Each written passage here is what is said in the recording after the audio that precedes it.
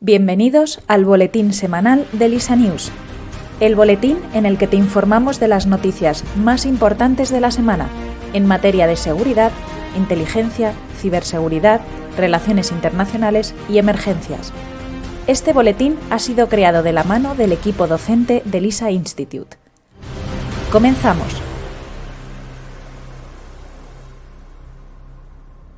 Hoy se cumple un año de la guerra en Ucrania, un año marcado por hitos dentro y fuera del territorio ucraniano. El avance de las tropas rusas ha impactado a la economía internacional, a las disidencias entre las potencias mundiales y sobre el desabastecimiento de los recursos energéticos. Desde el inicio del conflicto, Ucrania ha contado con el apoyo y la cooperación de la OTAN y la Unión Europea. Rusia ha sufrido y sufre la presión de las sanciones de las potencias occidentales y el avance tecnológico ha incidido en el uso de la inteligencia pública y en el espionaje como armas de la ciberguerra. Si quieres saber más, nos puedes leer en el especial Un año de guerra en Ucrania en LISA News. Esta semana hablamos del discurso de la nación del presidente ruso Vladimir Putin, de la visita sorpresa de Joe Biden a Ucrania y de por qué el Supremo de Estados Unidos investiga a Twitter en los tribunales. Seguridad internacional y geopolítica. Vladimir Putin habla ante la Asamblea Federal de Rusia. Por primera vez desde la invasión a Ucrania hace hoy un año, el presidente de Rusia, Vladimir Putin, se ha dirigido a la nación y a los principales líderes internacionales. El líder, después de 2 años sin dirigirse a ambas cámaras del Parlamento ruso, ha insistido en que los países occidentales fueron los que empezaron la guerra. Por lo demás, la novedad del discurso reside en el Tratado de Armas Nucleares Nuevo START con Estados Unidos. Rusia ha anunciado la suspensión de su participación en el último pacto de desarme nuclear vigente entre ambos países y que, en teoría, estaba vigente hasta el 4 de febrero de 2026. En LISA News hemos hablado sobre lo que implica la decisión de Rusia en el orden internacional y en la seguridad militar mundial. Todo ello mientras que China se involucra más en el conflicto entre Rusia y Ucrania.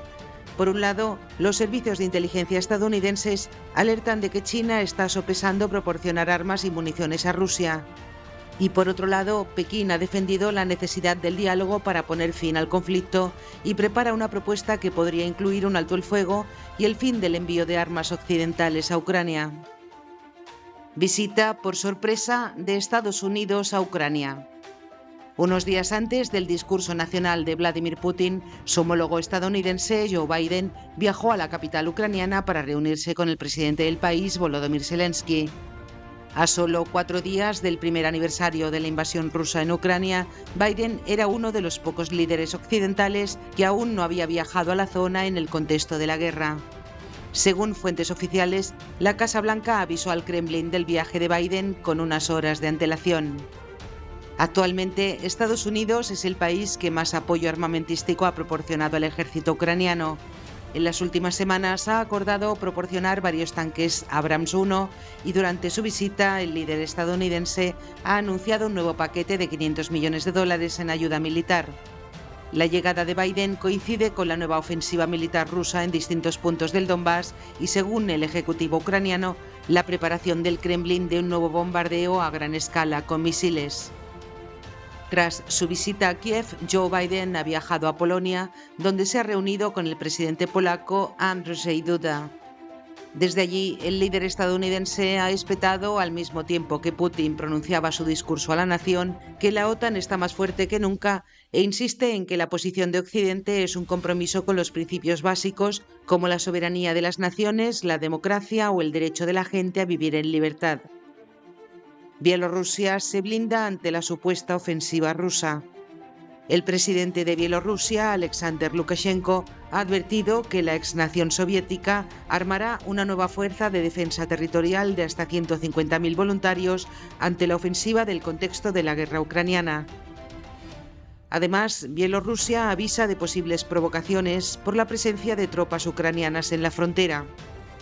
Según Centro Dossier, una investigación publicada por periodistas de países del este de Europa, Rusia elaboró en 2021 una estrategia para absorber Bielorrusia en 2030, a través del control político, económico y militar. Ahora, Bielorrusia sospecha sobre las actuaciones del Kremlin, ya que en 2021 las tropas rusas, con la excusa de los ejercicios militares conjuntos, aumentó las tropas en la frontera con el país exsoviético. Un nuevo terremoto de magnitud 6,4 vuelve a sacudir Turquía y Siria. 2 semanas después y con más de 40.000 muertes registradas, otro seísmo de magnitud 6,4 en la escala de Richter ha sacudido el sur de Turquía y el norte de Siria, cerca de la costa del Mediterráneo. El nuevo temblor ha propiciado el derrumbe de más edificios y al menos 3 personas han fallecido en la provincia turca de Hatay. En Lisa News explicamos cómo llega la ayuda humanitaria a las zonas afectadas y por qué Turquía está recibiendo más asistencia que Siria. Otras noticias de actualidad internacional. Nigeria se prepara para las elecciones más importantes de su democracia. Mañana sábado, más de 200 millones de nigerianos acudirán a las urnas en unos comicios fundamentales para África Occidental. El grupo Wagner acusa a Rusia de no tener suficientes armas. El líder de los mercenarios rusos, Yevgeny Prigozhin, ha intensificado sus críticas al Kremlin por la supuesta falta de munición para combatir en Ucrania. Moscú acepta darle a Wagner más proyectiles. Más de 100 personas han irrumpido en el Parlamento de Surinam. Alrededor de 119 asaltantes fueron detenidos en el país de América del Sur después del intento de la toma del Parlamento y tras días de protestas. En la 36ª cumbre de la Unión Africana, los jefes de Estado y el gobierno de la organización regional han acordado acelerar la aplicación del Acuerdo de Libre Comercio Continental Africano. Según el secretario de la Armada estadounidense, en los próximos años la Armada de China podría contar con el doble de buques que la de Estados Unidos. Inteligencia. Países Bajos detecta un barco espía ruso cerca de los gasoductos del Mar del Norte. Las autoridades de inteligencia de Países Bajos han detectado un barco espía procedente de Rusia que desde hacía meses estaba mapeando la infraestructura energética del país en el Mar del Norte. La unidad de inteligencia militar ha detectado un intento por parte del Kremlin de sabotear sus cables submarinos y parques eólicos entre las costas de Noruega y Dinamarca. El Supremo de Estados Unidos investiga el papel de Twitter en el terrorismo. El Tribunal Supremo del país norteamericano ha citado a Twitter para estudiar si la empresa de Elon Musk incide en la instigación de los atentados terroristas, específicamente al no eliminar contenido publicado por organizaciones como el Estado Islámico. Una pandilla mara intenta instalarse en España.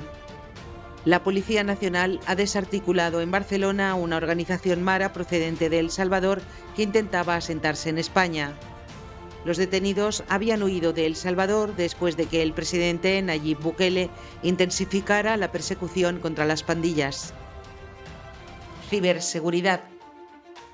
Emisoras rusas alertan de un posible bombardeo durante un ciberataque. Los medios de comunicación afectados han reproducido las sirenas aéreas y han pedido a la población permanecer en alerta. Todo ello mientras que sufrían un ataque cibernético masivo. Las autoridades rusas han anunciado que, como resultado de un ataque contra estos servidores, se ha alertado de un posible ataque con misiles. Más de 2.000 empresas afectadas por un ciberataque.